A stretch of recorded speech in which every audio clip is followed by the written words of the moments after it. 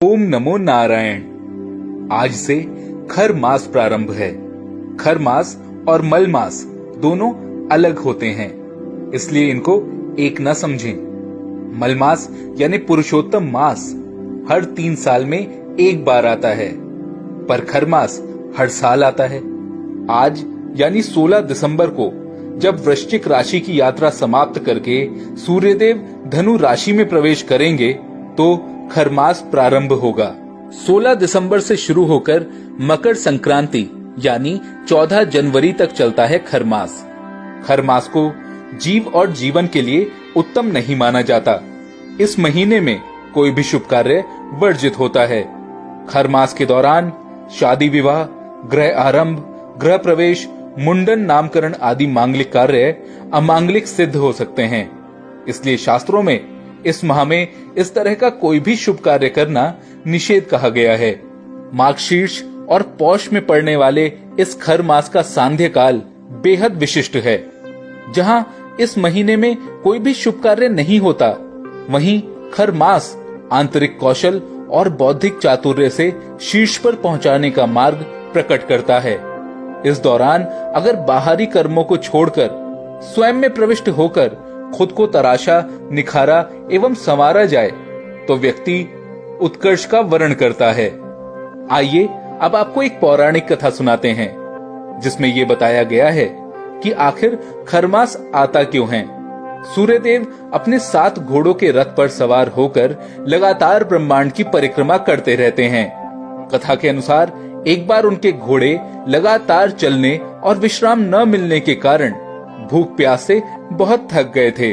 सूर्यदेव उन्हें एक तालाब के किनारे ले गए, परंतु अचानक उन्हें यह आभास हुआ कि यदि उनका रथ रुक गया तो सृष्टि भी रुक जाएगी और सृष्टि पर होने वाले सारे कार्य थम जाएंगे। तब सूर्यदेव ऐसा सोच विचार कर ही रहे थे कि उनकी नजर तालाब के किनारे पर मौजूद 2 गधों पर पड़ी। ऐसे में सूर्यदेव को एक उपाय सूझा। उन्होंने अपने घोड़ों को आराम देने के लिए उन्हें रथ से निकाल दिया और गधों को रथ में जोड़ लिया। इस स्थिति में सूर्यदेव के रथ की गति धीमी होनी तो लाजमी थी, क्योंकि घोड़े घोड़े होते हैं और गधे गधे। इसीलिए सूर्यदेव के रथ की गति धीमी हो गई, मगर उनका रथ रुका नहीं, चलता रहा। कहा जाता है यही कारण है कि इस समय सूर्यदेव का तेज कम हो जाता है और सर्दी अपने चरम पर होती है।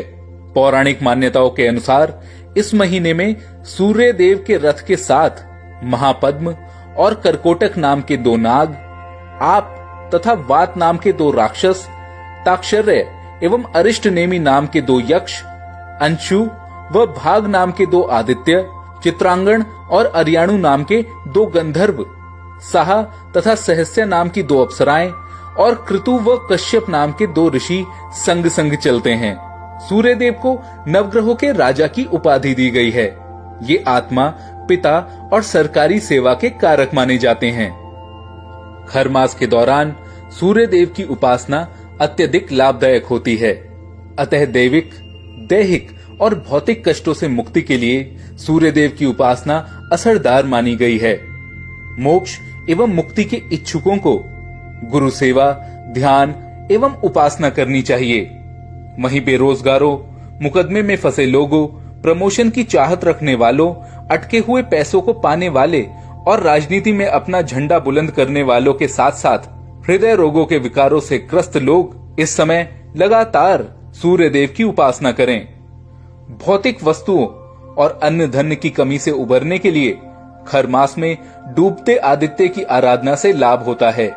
ऐश्वर्य और सम्मान के अभिलाषियों को खर मास में ब्रह्म मुहूर्त में भगवान सूर्यदेव की आराधना करनी चाहिए और मोक्ष मुक्ति के इच्छुकों को इस समय गुरु की सेवा और अधिक से अधिक ध्यान और आकाशीय ध्वनि सुनने का अभ्यास अनिवार्य रूप से करना चाहिए। जय सूर्यदेव।